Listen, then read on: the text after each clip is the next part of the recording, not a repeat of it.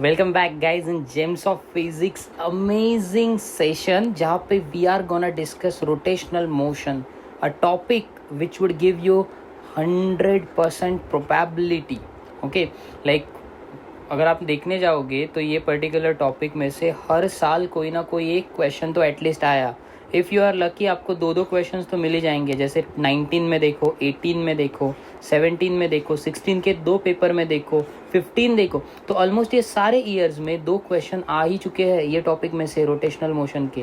तो that means rotational motion is very very very important. One more thing, even though center of mass topic is included in the rotational motion, इस particular session में हम उसको discuss नहीं करने वाले. That is centre of mass के ऊपर एक सेपरेट वीडियो बनने वाला है.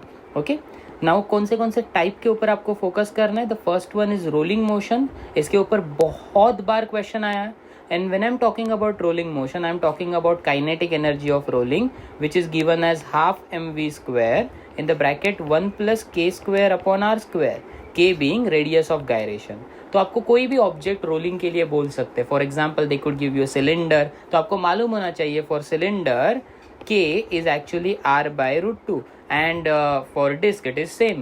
Then for sphere it is root 2 by 5r. So all these things, ये k के values different materials के लिए you should be remembering them. Then rolling on the slope के related concept आएगा, तो उसमें acceleration का formula मालूम होना चाहिए, velocity. इस particular topic पे, that is rolling on the slope and acceleration, I am going to solve a numerical that was previously asked. Then torque के ऊपर क्वेश्चन आते हैं. जैसे tau equals to I alpha होता है. कभी कभी टॉर्क के दो फॉर्मूलाज को इक्वेट करना पड़ता है. एक होता है force into perpendicular distance which is given bye I alpha. तो टॉर्क के रिलेटेड इंपॉर्टेंट, क्योंकि without torque rotational motion is not even possible ना. तो torque you require for rotational motion, and hence torque is one of the important aspect of this particular type. Then आता है rolling motion के बाद important वाला type. तो मतलब rolling motion ने अगर 30% वेटेज लिया है out of all the questions, then बचा हुआ 30 to 40% conservation of angular momentum ने लिया है. And what does this principle से?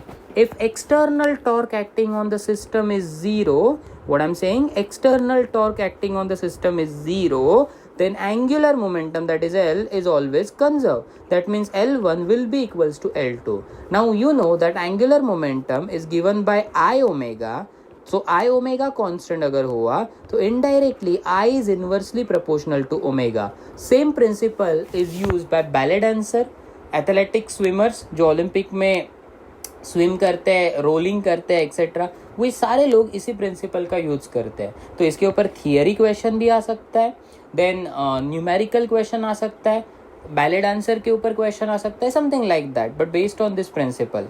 Then the next one is moment of inertia, जहाँ पे आपको parallel and perpendicular axis theorem के ऊपर क्वेश्चन आ सकते हैं. For example they will give you a cylinder and they will ask you कि इफ दिस पर्टिकुलर सिलेंडर के सेंटर से एक्सिस जा रहा है, तो आपको ये सिंपल वाला नहीं पूछेंगे, आपको पूछेंगे कि इस पर्टिकुलर सिलेंडर के अगर रिम पे या फिर साइड पे एक्सिस है, then what will be the moment of inertia through that axis. So आपको ये समझना चाहिए कि एक्सिस पैरेलल है. आपको IC that is centre of mass वाले एक्सिस का मोमेंट ऑफ इनर्शिया मालूम होना चाहिए, विच इज mr²/2. डिस्क और इसका सेम होता है, और ये भी मालूम होना चाहिए ये h होता है. Then you could use IO equals to IC plus mh², which is dear parallel axis theorem, है ना. तो that means if you use this kind of logic you will definitely get what we call as moment of inertia के questions. तो ये topic जो है आपको अगर 100% गारंटी है कि इसके ऊपर क्वेश्चन आने ही वाला है और एक भी पेपर में स्किप नहीं हुआ है, मुझे तो ज़्यादा चांसेस लगता है कि 2021 में इसके ऊपर 2 क्वेश्चन आने वाले, तो आप अच्छी तरह से इसको प्रिपेयर करो. ओके, पहला क्वेश्चन है फाइंड द टॉर्क. तो टॉर्क का फॉर्मूला यूज करो which is tau equals to R cross F. Okay, अभी मैं इस गलती से इसको F क्रॉस R लिखने वाला था, which is wrong because as per vector property A cross B can not be equals to B cross A. So we could utilise that particular logic in order to solve this question. साथ ही साथ आपको J K cross product आना चाहिए. देखो ये sum solve करना है, क्रॉस प्रोडक्ट तेरे को आना ही चाहिए, otherwise you can not solve it. The second one, एक डिस्क है रेडियस ऑफ 2 मीटर का, मास 100 kg, रोल हो रहा है horizontal floor. How much work is needed. पहले तो तुझे काइनेटिक एनर्जी मालूम होना चाहिए तो वर्क निकालेगा. आया रोलिंग का कंसेप्ट, बोला था ना इंपॉर्टेंट है. तो something like that you need understand. Next question मैं सॉल्व करने वाला हूँ. एक सॉलिड सिलेंडर है जिसका मास 2 kg है and radius 4 centimeter. It is rotating about its axis at the rate of 3 rpm. rpm means n का वैल्यू दिया है आपको. Okay, so that n is actually 3 rpm. यहाँ से आप ओमेगा निकाल सकते हो. So omega will be 2 pi n upon 60. So this will become 2 pi n का value 3 upon 60. So you can solve it and you will get pi by 10 rad per second as your omega. Okay, फिर बोला है the torque required to stop it after 2 pi revolution. तो मतलब ये उसका initial angular speed हुआ, final होगा 0 क्योंकि वो स्टॉप होने वाला है. आपको निकालना है कि torque required to stop it after this much amount of revolution. तो आपको n का वैल्यू प्रोवाइडेड है, small n, which is number of revolution before stop and it is given by 2 pi. अगर आपको स्मॉल एन अवेलेबल है तो आप angle covered निकाल सकते हो या फिर angular displacement which is 2 pi n. So that will be 2 pi into 2 pi indirectly 4 pi square. Once it is done, now I am going to use a simple concept and that concept goes like this. अगर आपको समझो work done का formula use करना है तो आप कैसे use करोगे रे वर्क डन का फॉर्मूला. तो work done will be equals to force into displacement.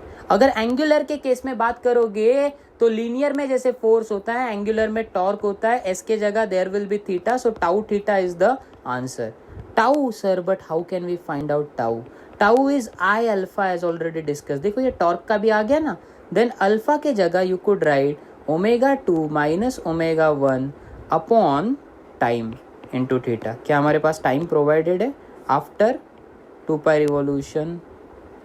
No, they have not provided us time. Then तो प्रॉब्लम होने वाला है. फिर इसका मतलब अगर टाइम प्रोवाइडेड नहीं है तो how can I find it out. Is there any other way which we you could think of. सोचो जरा इस पर्टिकुलर सम में हम लोग क्या कर सकते हैं.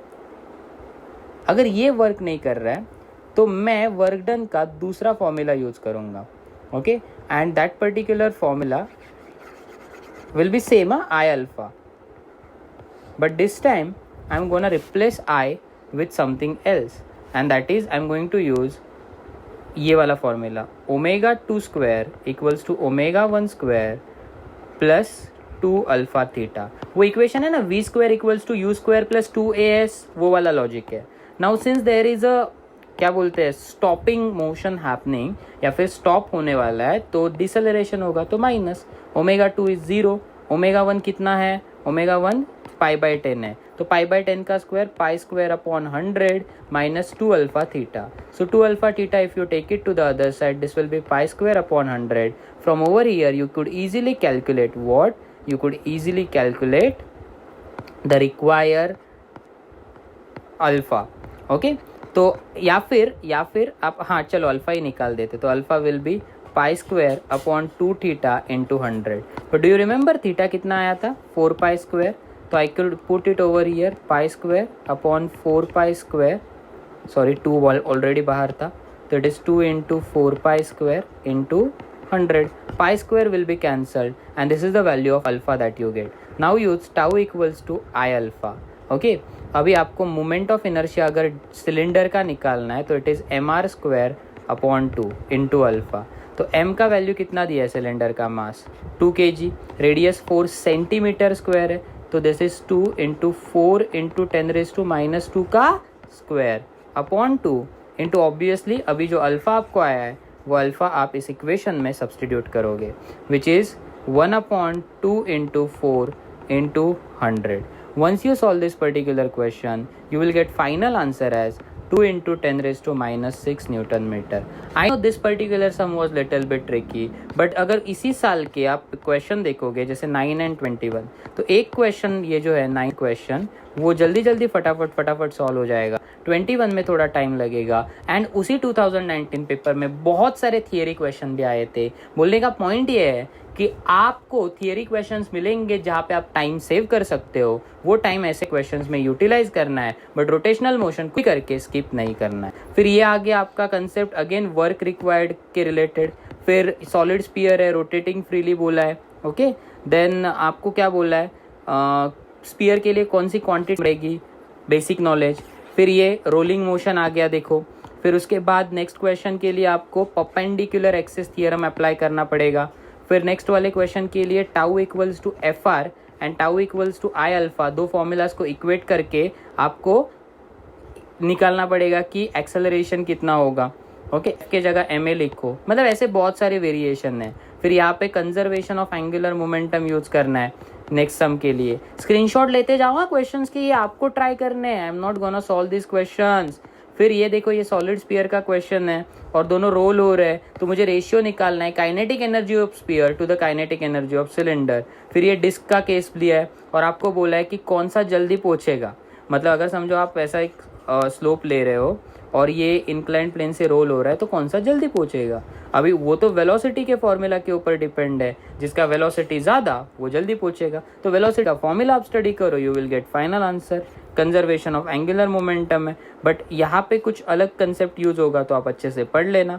फिर ऑटोमोबाइल का कंसेप्ट है, जहाँ पे आपको क्या फाइंड आउट करना है, टॉर्क फाइंड आउट करना है। देखा, बोला ना टॉर्क के रिलेटेड क्वेश्चन।